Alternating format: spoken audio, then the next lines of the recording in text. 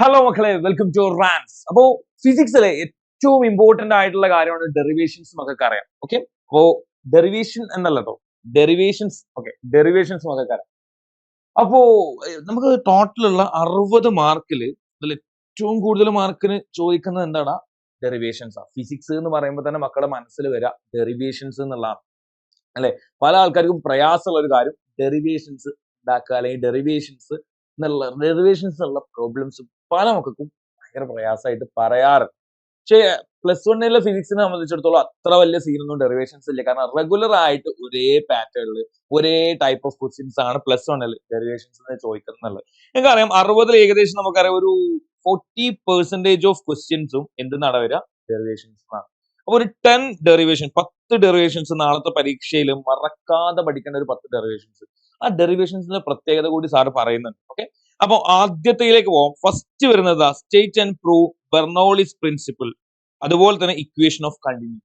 Okay, Bernoulli's principle മക്കൾക്ക് അറിയാലോ, 10 തവണ എക്സാമിന് ചോദിച്ചിട്ടുള്ള ഒരു ക്വസ്റ്റ്യൻ ആണ്. അതായത് 10 തവണ ഞാൻ കാൽക്കുലേറ്റ് ചെയ്തിട്ടുള്ളത് ഒന്ന് നമ്മുടെ സേ എക്സാമും അതുപോലെ തന്നെ പബ്ലിക് എക്സാമും.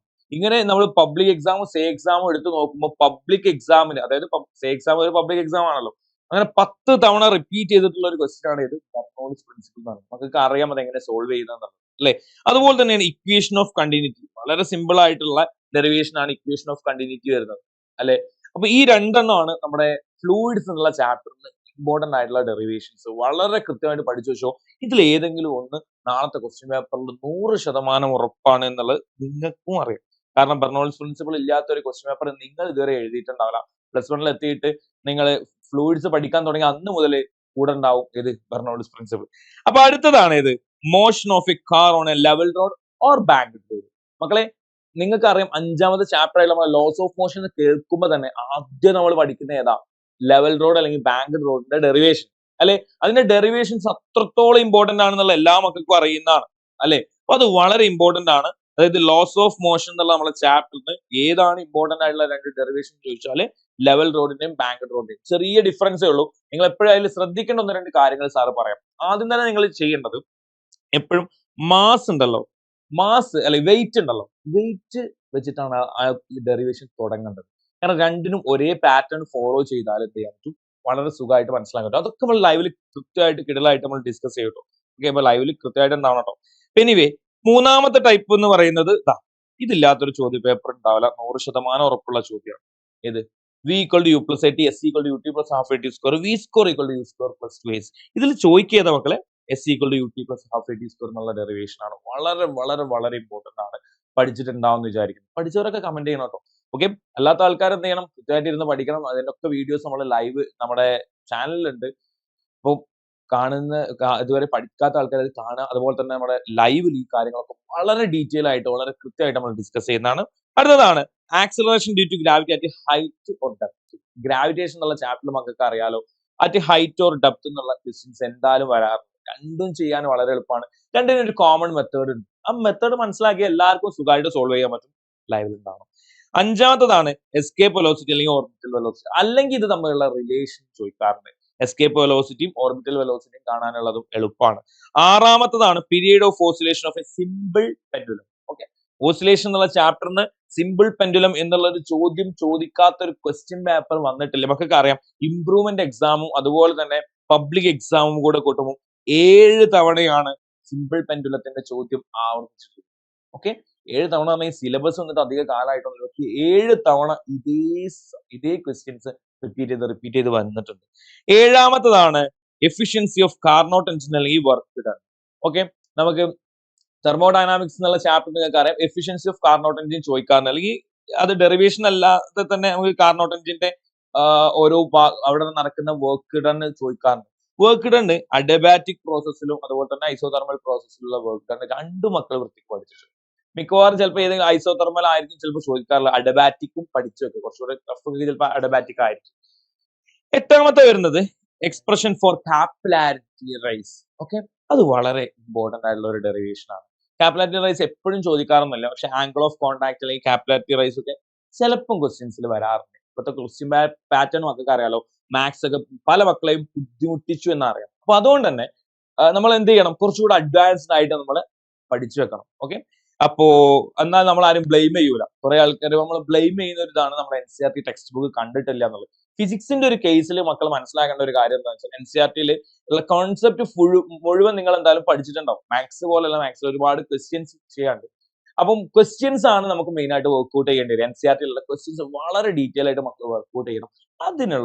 അതിന് ഇപ്പൊ തന്നെ ഇരുന്ന് NCERT ഫുൾ ഇരുന്ന് വായിച്ച് നോക്കാൻ തുടങ്ങുന്ന ആൾക്കാർക്ക് ഇപ്പൊ തന്നെ ഭ്രാന്താവും. നിങ്ങൾക്കറിയാലോ, ഇപ്പോഴാണ് നിങ്ങൾ NCERT വായിച്ച് തുടങ്ങുന്നുണ്ടെങ്കിൽ, കാരണം മറ്റന്നാളാണ് എക്സാം.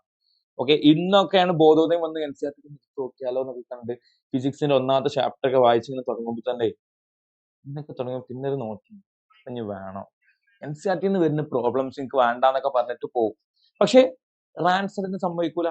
NCERTയിലുള്ള മുഴുവൻ ചോദ്യങ്ങളും, നാളത്തെ പരീക്ഷയ്ക്ക് വരാൻ സാധ്യതയുള്ള മുഴുവൻ ചോദ്യങ്ങളും NCERT വരുന്നത് സാർ എന്ത് ചെയ്യുന്നുണ്ട്, നിങ്ങൾക്ക് വേണ്ടിയിട്ട് ഒരു ഷോർട്ട് വീഡിയോ ചെയ്യുന്നുണ്ട്.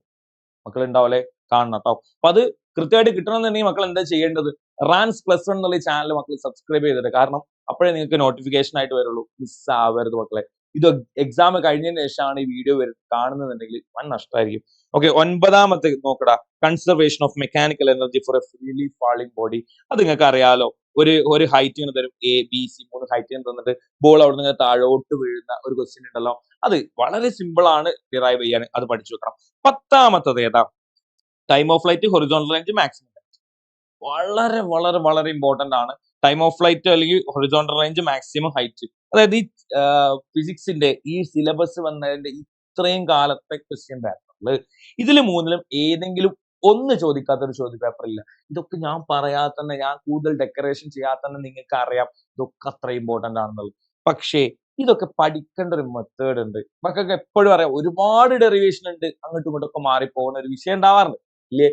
അതൊക്കെ മാറ്റാൻ ഏറ്റവും നല്ലത് എന്താടാ, ഒരു സിസ്റ്റമാറ്റിക് ആയിട്ട് എല്ലാത്തിനും ഒരേ ഒരു പാറ്റേണിൽ ഡെറിവേഷൻ പഠിക്കുക എന്നുള്ളതാണ്. അപ്പൊ ആ രൂപത്തിലായിരിക്കും നമ്മുടെ ലൈവ് നമ്മൾ മുന്നോട്ട് കൊണ്ടുപോവുക. അപ്പൊ മക്കൾ വളരെ കൃത്യമായിട്ട് ഡെറിവേഷന്റെ കാര്യങ്ങളൊക്കെ പഠിച്ചിട്ടുണ്ടാവും. പഠിക്കേണ്ട കാര്യങ്ങളൊക്കെ സാറ് പറഞ്ഞു.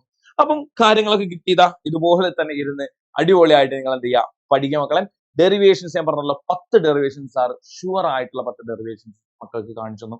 ഓരോ ചാപ്റ്ററിലെയും ഏതൊക്കെ ഡെറിവേഷൻസ് പഠിക്കണം എന്നുള്ളത് കാണിച്ചു തന്നു. ഇനി സാർ അടുത്ത് ചെയ്യാൻ പോകുന്നത് NCERTയിൽ നിങ്ങൾക്ക് ആവശ്യമുള്ള നാളത്തെ ചോദ്യ പേപ്പറിൽ ഉണ്ടാകാൻ സാധ്യതയുള്ള NCERT പ്രോബ്ലംസ് ആണ്. അതിന്റെ ഡീറ്റെയിൽ ആയിട്ടുള്ള സൊല്യൂഷൻ എങ്ങനെ ചെയ്യണം എന്നുള്ളതും സാർ വളരെ ഡീറ്റെയിൽ ആയിട്ടുള്ള ഒരു വീഡിയോ ചെയ്യുന്നുണ്ട്. അപ്പൊ മക്കൾ ചെയ്യേണ്ടത് റാൻസ് പ്ലസ് എന്നുള്ള ഈ ചാനൽ സബ്സ്ക്രൈബ് ചെയ്യുക. നിങ്ങളുടെ ഫ്രണ്ട്സിലേക്കൊക്കെ, അതായത് NCERT ടെക്സ്റ്റ് ബുക്ക് ഇതുവരെ കാണാത്ത ആൾക്കാരൊക്കെ ഉണ്ടാവല്ലോ. നമ്മൾ as A plus one science student ഒരു 90% ആൾക്കാർ NCERT ടെക്സ്റ്റ് കണ്ടിട്ടുണ്ടാവില്ല, അല്ലെങ്കിൽ വായിച്ചിട്ടുണ്ടാവില്ല. ഇനി വായിച്ചവരാണെങ്കിലും എന്ത് ചെയ്യുക, അവരേക്ക് ഷെയർ ചെയ്ത് കൊടുക്കുക. അവരൊക്കെ NCERT പ്രോബ്ലംസ് ഒക്കെ കാണട്ടെ. നാളത്തെ ചോദ്യപേപ്പർ വരുമ്പോൾ, അല്ലെങ്കിൽ മറ്റന്നാളത്തെ ചോദ്യപേപ്പർ വരുമ്പോൾ എന്തുണ്ടാവരുത്, NCERT ടെക്സ്റ്റ് ബുക്ക് കണ്ടിട്ടില്ല എന്നുള്ള ഒരു പ്രശ്നം നമുക്ക് ആർക്കും ഉണ്ടാവരുത്. ഓക്കെ ആണോ? അപ്പോൾ വളരെ കൃത്യമായിട്ട് മനസ്സിലായിട്ടുണ്ടാവും എന്ന് വിചാരിക്കുന്നത് ഡെറിവേഷൻസ് ഏതൊക്കെ വരാന്നുള്ളത്. അടിപൊളിയായിട്ട് പഠിക്കുക. പ്ലസ് മാത്സ് പോലെയുള്ള ഫിസിക്സ് നമ്മൾ തകർക്കും. അടിപൊളിയായിട്ട് എഴുതാൻ പറ്റണം. ഓക്കെ, അപ്പൊ അടുത്ത വീഡിയോ നമുക്ക് വീണ്ടും കാണാം. ബൈ.